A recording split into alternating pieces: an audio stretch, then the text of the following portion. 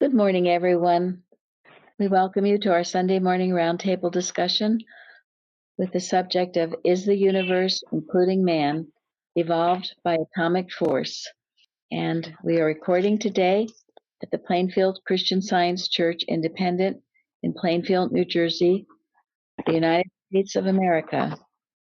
And we're very glad you could join us this morning for morning prayer.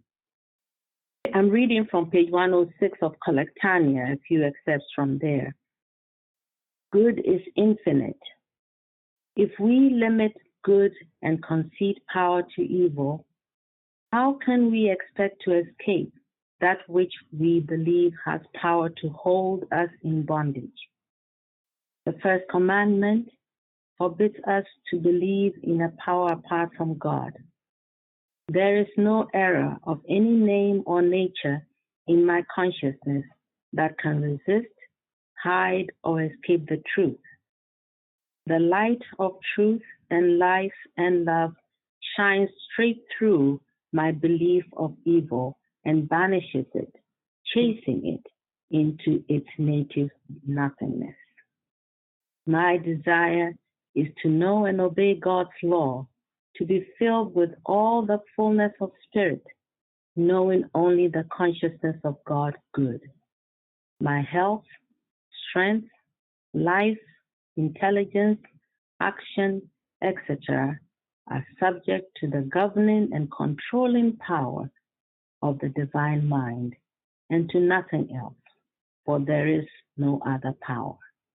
Mary Baker Eddy. That's wonderful. Thank you very much, Florence. All right, the watching point, Karen. Watch number 464. Watch that you perceive the lesson sickness is intended to teach, namely that matter and the material sense of man are wholly undesirable, and hence only worthy to be disposed of, in order that the man of God may be revealed. The temptation under sickness is to be so disturbed that one cannot think clearly or work constructively. A Christian Scientist is one who has put his hand to the plow in order to break up material belief. He is not loyal to God, however, if he permits himself to look back at the harmony he once had in a human sense and to long for it. I'm assuming you do not want me to read the whole references that's in the Bible, in the lesson this week, but there are a few lines that are not in our lesson. Okay, well, go ahead with. Okay, these lines are in Science and Health. Mortal error will vanish in a moral chemicalization. This mental fermentation has begun and will continue until all errors of belief yield to understanding. Belief is changeable, but spiritual understanding is changeless. Thank you very much. Yes, and all of you should have studied that page 96 all week in our lesson. So Yeah. This lesson is so perfect for all that was going on this week. It couldn't have been more perfecter. So many good things to think about and work with as the truth as to really what's going on. So comments on the watching point. Well, what came to me this morning was what Mrs. Eddy says in Rudimental Divine Science, page 11, where she says, sickness is the schoolmaster, leading you to Christ. First, to faith in Christ, next, to belief in God as omnipotent, and finally, to the understanding of God and man in Christian Science, whereby you learn that God is good, and in science, man is his likeness, the forever reflection of goodness. Therefore, good is one and all. Very good. Thank you. It is hard sometimes when we hurt, when our body or something is very disturbing. It is hard to think that it isn't real, but we are learning in Christian Science that we have to start with the fact that it isn't real, and then from there go to go to our understanding. Whatever it is at the moment, whatever we know of God is enough. I'm learning to overcome, the lie that's presenting itself. Thank you, because God never gives us anything that we can't meet or master. It wouldn't. Of course, God never gives us anything, but it's a perfect science in life, exactly what we need in order to progress and grow. And if you take it that way, you will. And as Carpenter said, and as I've mentioned many times, that sickness is just the red flag. You didn't catch it when your thinking was negative or fearful or unloving or whatever it was. You didn't catch it there. So now it's screaming at you, stop it. And you've got to vote and change thought. I feel that our relationship with God is paramount. We have to hold on to what does God want us to do and not how we interpret it as human beings. Thank you. Yeah, God is love. is why it's important to declare to yourself the scientific statement of being. That's really the starting point. The allness of God, the allness of good, and the nothingness of anything that's unlike that. It's always a Go ahead, Florence. No, it's always referring to the goodness of God, the love of God. He wouldn't give us anything, to make us suffer or anything like that. So, as Gary is saying, to the allness of God, because God is all, because good is all, this I must know, or I must awaken to, as not real. It's not part of what God is given today or any day. Thank you. Yeah, and the fact is, God is incapable of giving us anything that's not good. Therefore, you can't have it because he's the only power. You're just in a dreamland. You're in the Adam dream, and you're experiencing what you're dreaming. It's not the truth, never was the truth. But if you've been indulging in this kind of thinking for a long time, some of us for most of our lives, it takes a little while to undo and get our thoughts into captivity to the Christ. So it would seem. It doesn't always, it doesn't have to, but sometimes it does. And if it does, we shouldn't complain, but just keep on trekking. Yeah, and if the process of waking up is difficult, well, and it is. Waking up can often be a very difficult, and sometimes we prevent ourselves from waking up. We willfully hang on to something that we shouldn't be hanging on to. Well, and what does that mean that you look back at harmony he once had in the human sense and long for it? I think that's what struck me the most with this is that it's a little bit of a litmus test. Am I being honest too? Am I using God to go back to something? Am I trying to get back to just this, comfort? Or is my goal truly to understand God? And, those are two really opposite directions. Very good. Yes. And also there is no real harmony or comfort humanly. There really isn't. I mean, maybe in a drugged sense, but not in a real sense. I mean, I never found it. I don't think that's true or so. Because you keep working to try to get it perfect. Carol? It's never a real harmony. No, it's peace when there is just sort of sleep to what's going on. So you think everything's harmonious. While in science, it brings the error out from under cover, which is always a good thing. So, all right. It Go ahead. reminds me of, looking back reminds me of it's the good old days. No, these are the good old days, not way back then. Okay, yeah. Good point. Yeah, good old days people talk about. Yeah, true. So, not really. And even when we think things were better, They really weren't. Right. That's No. there's always been progress. There will continue to be as long as there are Christian scientists working on this earth. Progress is God's law, and it must. As it says in that line, progress is the law of God in science and humor. Yes, it is. Mhm. So we are making progress. One All thing right. I want to add is, a lot of people have on their phones these days pictures, photos that come up, and sometimes that happens on my phone, and sometimes I will. It reminds me just what you were saying, that I look at them, but I have to read. But what comes to me is, they'll remind me of some fun times and with my kids and things. But I say to myself, yeah, but you wouldn't want to go back there. Look at where you are now.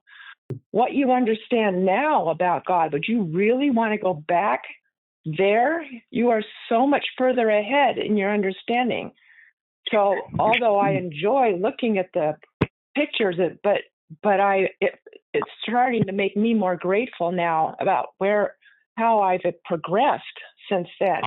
And so, no, I don't want to go back there. Good. No, that's exactly right. Yeah, you don't. Okay. And now that you mentioned children, I think it's worthwhile to say what we have after the children are gone is such a wonderful opportunity to keep on doing the work of God and more time to do God's work. So, we can debate that about the empty nest and all these things going there so well. Right. Many people find that it's a very good time.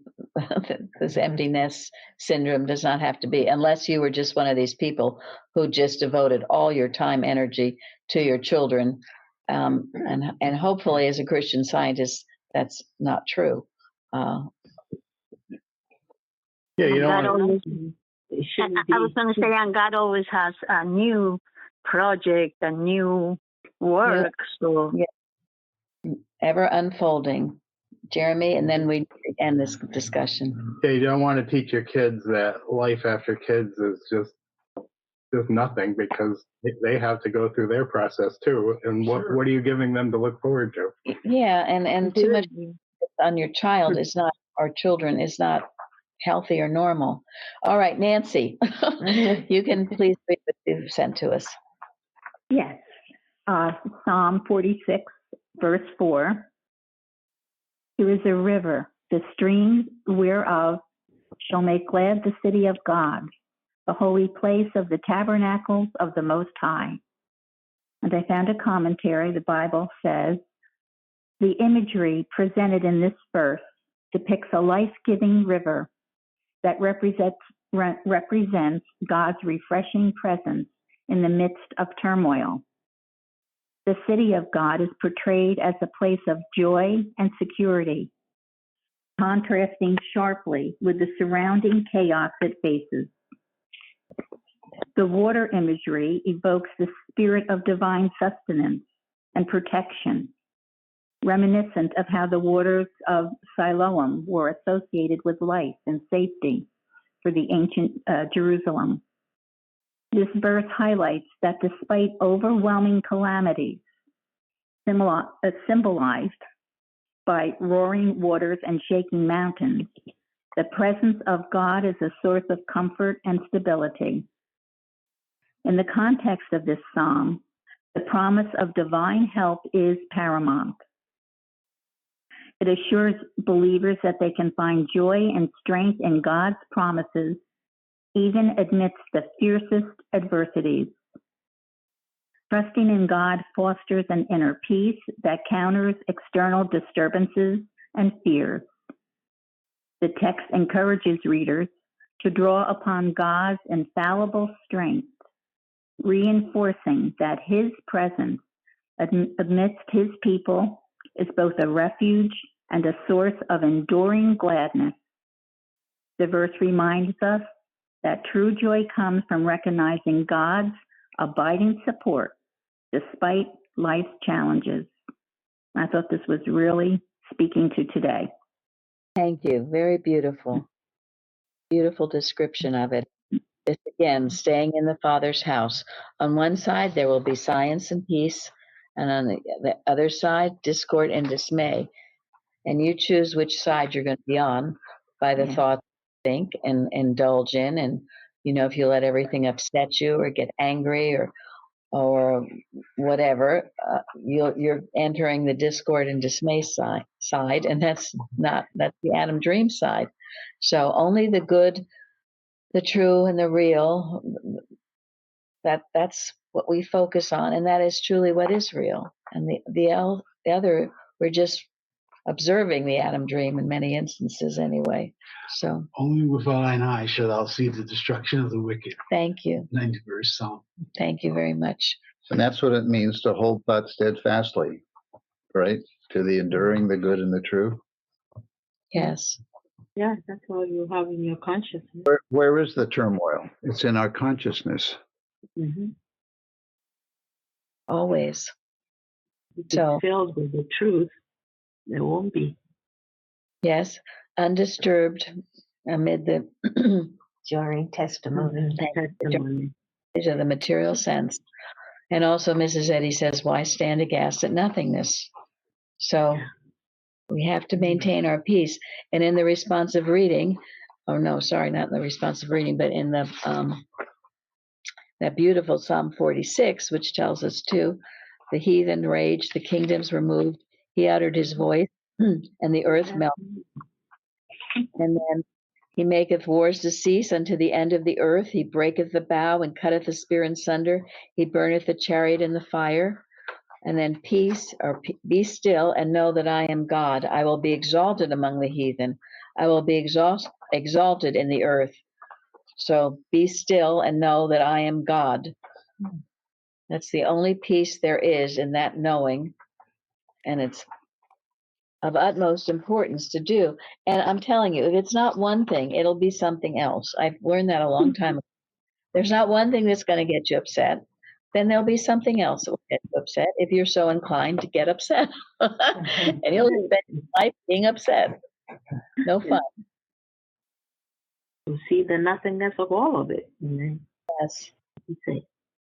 And I realize doing that, you will prove it. You will prove the nothingness. And that's most important, that we prove it. We know it, we see it, and then we prove it, and it does become nothing. I don't know how many times we have watched over things, and then there's nothing more about it. Right, Jeremy? Absolutely. Every watch. Yeah. It just fades into its native nothingness. And at the time, it just sounds so terrible and awful, but we do our work about it, and then it's gone. Who was trying to speak? Thank you.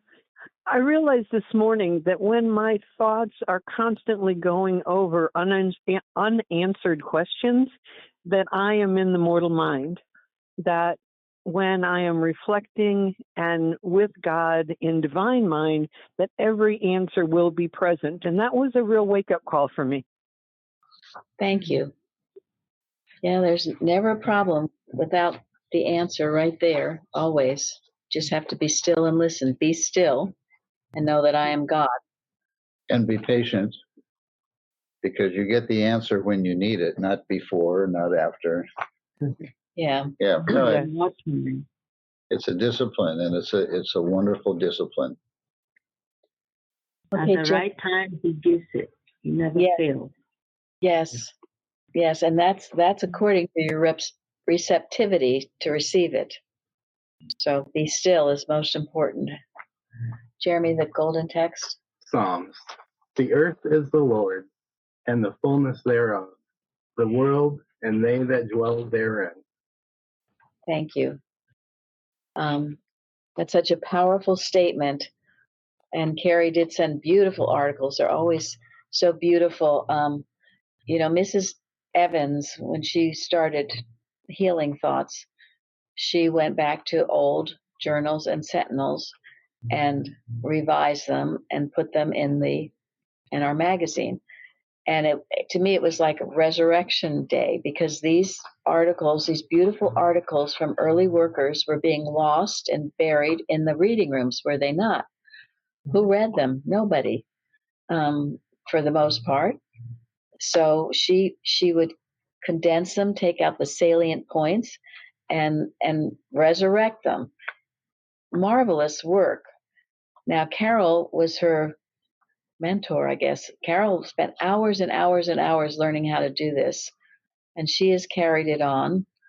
And now we have Carrie, who came out of the blue in a way, and she has to spend hours each week on this, and she calls out the salient points of these incredible articles, and we seem to have an endless supply of them. It's amazing. I thank God for it. And our early workers who have such deep, wonderful thoughts. And now Tony is featuring them on his Mary Baker Eddy website. So they're coming back into view for healing and for absorption in your life, so you can take these truths now and make them yours. So I'm grateful for all of you who participate in this work. Louise does it as well. She finds the articles as well. So the earth is the Lord's and the fullness thereof. We own nothing, folks. Nothing. Okay? Nothing. We don't own it. We're sojourners passing through, and we need to respect whatever God has given us to take care of and value it and take good care of it. But it's not ours. And in a wonderful article, which many of you know about, by Adam Dickey, called Possession. Now, is that recorded, Karen? Did you do that? Well, Yes, I did record it. so you can do it on, I did right? record it. It is on the website. Yes. Well, he makes that statement. It's a long article, but you should all be familiar with, and you can study it or listen to it. And an excerpt from it: the earth is the Lord's and the fullness thereof. Rightfully speaking, everything in this world belongs to God, and through reflection to man, who is the image and likeness of God. When therefore we have reached the point of our demonstration where we can resolve things into thoughts, the multiplication of these thoughts will be possible, so that every individual may reflect and possess all that belongs to his maker. Wonderful to think of that. Instead of carrying on and wanting what our neighbor has, you demonstrate for yourself all that God has given you. He is your source, and it's infinite, and he loves us all equally. No one is excluded. And he makes the point, I mean, knowing this will be the end of war. Because often wars are started because we think somebody has what we want, or vice versa. Have everything. And Jesus and the early prophets and workers proved it.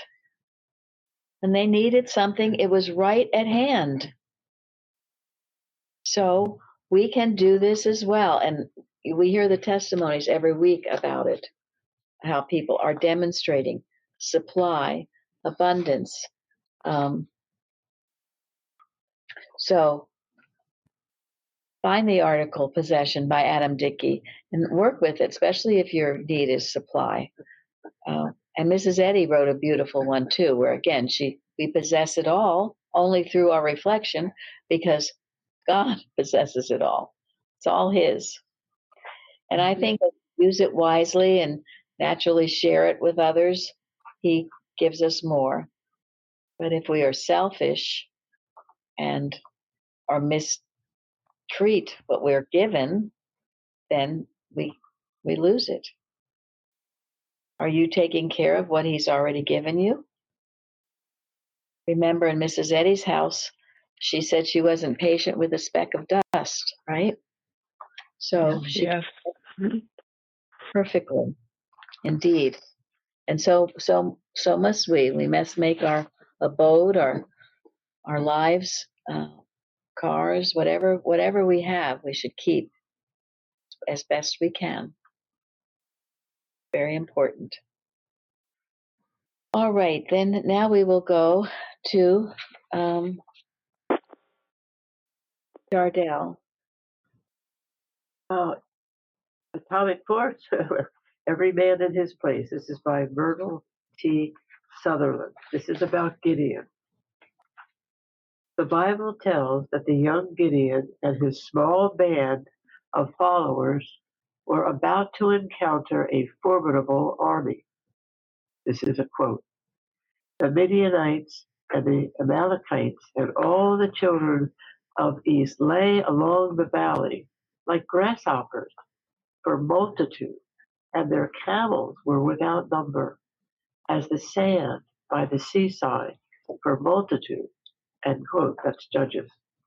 Gideon had a band of only 300 men left from an original number of 32,000.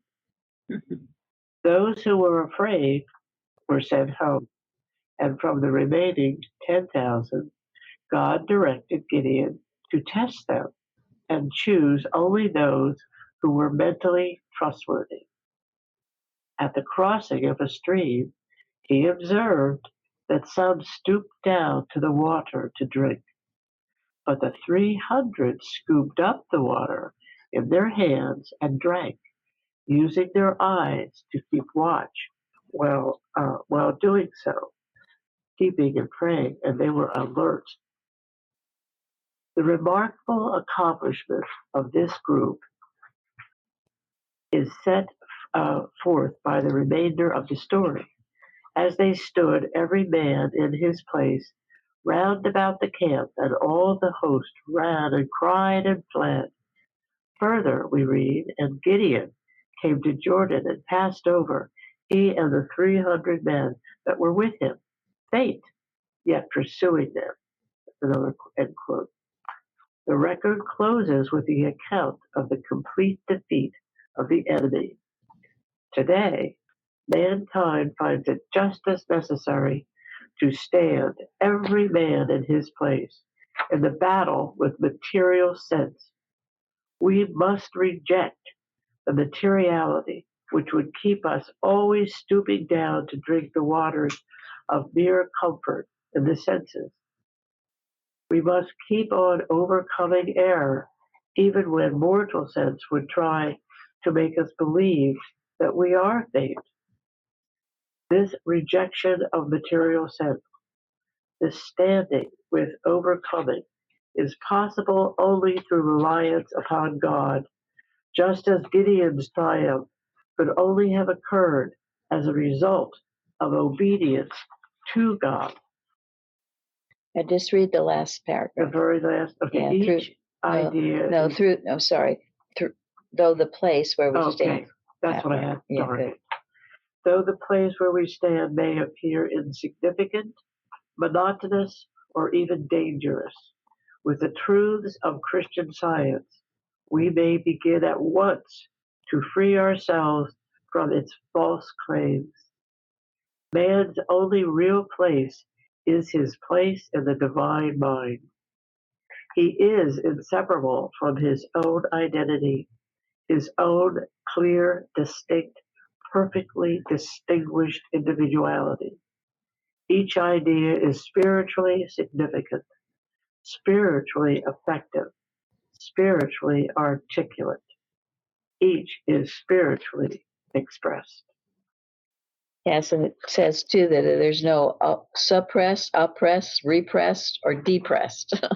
So we stand in our places and accomplish what God would have us to do, not trying to be something we're not or wish we were something we're not, but then we will be fulfilled and happy.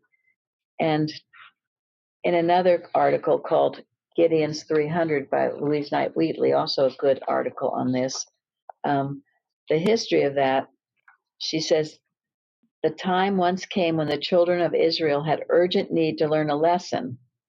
Left without a leader after the passing away of Joshua, they so lapsed into evil ways that they found themselves fugitives in the land of Midian, hiding in dens and caves in the mountains, for fear of the depredations of those around them.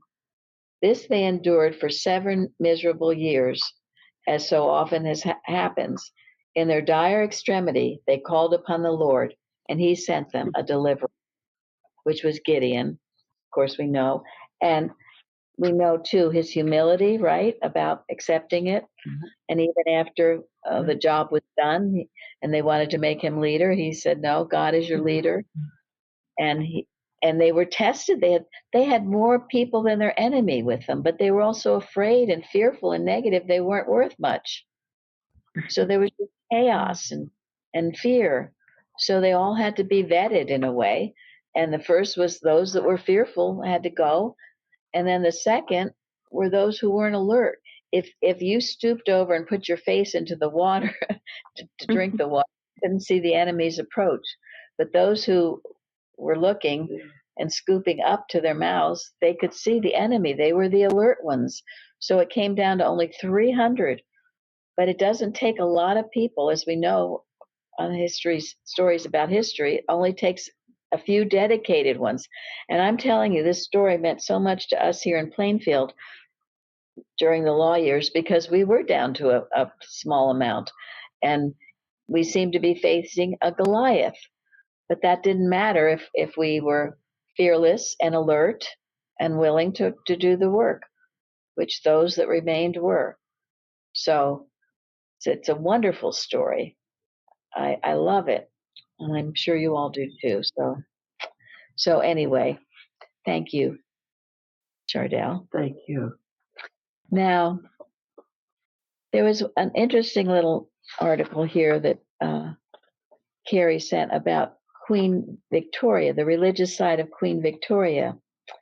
And it says, this was from a 1901 article, a prosperous reign, this is a quote, is a sore trial to the integrity of people. We have not come out of it unscathed.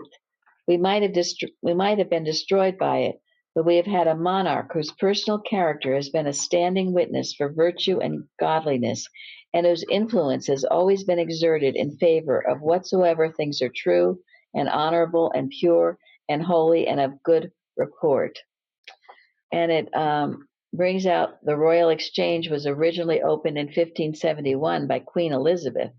It burned down twice and was rebuilt a third time, completed in 1844. But it mentions how the Queen had chosen a good husband in Prince Albert, and that he inscribed on the Royal Exchange in London, "The earth is the Lord's and the fullness thereof." It was a beautiful thing to do. So, and he loved to have men around him who liked to talk about God and the Bible and Christian life. So, and I do know, I guess it was our most recent Queen Elizabeth, her mother, which was called the Queen Mother. She was called the Queen Mother. She was married to the one who was in the King's Speech. Yeah. He was the one who had the very bad stutter. Birdie. Birdie. Yeah. And as we know, and people have verified for me from the last time we discussed this, the man that helped him was a Christian Scientist. And I do know from someone from Australia that calls me, who told me some time ago that they had seen when, I guess it was probably been Queen Elizabeth who visited Australia, her entourage, or there were people that went to the Christian Science reading room and got literature. So that was observed. So anyway, whatever good has been accomplished, again, whatever good, it's been through God and Christianity. If it wasn't good, and there's been a lot of that too, it had nothing to do with God and Christianity. But whatever you could hold on to that, wherever that was, it caused things to prosper. Anytime we bring God into the equation, as Gideon certainly did. So, and also it's beautiful in the responsive reading. about, oh, come, let us sing unto the Lord. So this is from an article, Signs of the Times, 1925 issue, I guess, of the journal. This says, Jenny Lind, when asked the secret of her marvelous power as a singer, said, I sing to God. She forgot the people and looked into God's face and sang. Every singer should sing to God. Every Christian should certainly sing to God. That is what this psalm teaches. Oh, come, let us sing unto the Lord. Our lives should be full of worship. It is not enough to be joyous. We must put our joy into praise to God. Even if we are in sorrow, we should praise. In the ancient worship, incense was the emblem of prayer. Prayer is fragrance. An old rabbinical legend represents an angel standing at the gate of heaven to receive earth's prayer and praisings. As they arose, and as he caught them, they turned to roses in his hands. Earth's worship is fragrance in heaven. We should never cease to worship God. The Lord is a great God and a great King. Oh, come, let us worship and bow down. Let us kneel before the Lord our Master, for he is our God. That was so beautiful. We must always sing to God, for God, to God. Then we'll never feel embarrassed by how we sing. We'll just be praising him. I know Imogen, who has such a beautiful voice, she's certainly adopted singing unto the Lord. And then there's this beautiful poem also that Carrie sent called Songs.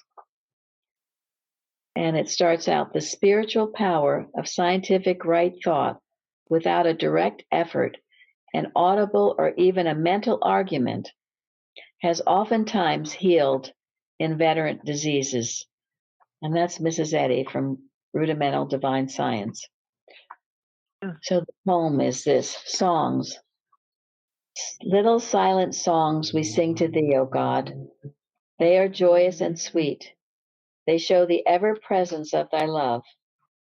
Perhaps upon life's dusty highway, some weary and sin-burdened soul may hear them, and arrested, pause, wondering what this radiance is, whence this unsought, undreamt gladness comes, aware that heaven hath somehow touched the earth, and guided by the music of soul, may seek, and so find thee. The little songs smile, are glad, and we go on, singing, singing songs. Oh, come, let us sing unto the Lord. So remember to be always singing and knowing tain't so honey when we hear reports of awful negativity. And what's the background of that? It was Eustace's, someone worked in Eustace's home, right? Is that right? Mm-hmm. Mm-hmm. She became a practitioner. She would sit in her rocking chair and she would hear these terrible stories of people's problems, and she would just smile and say, "Tain't so, honey. Tain't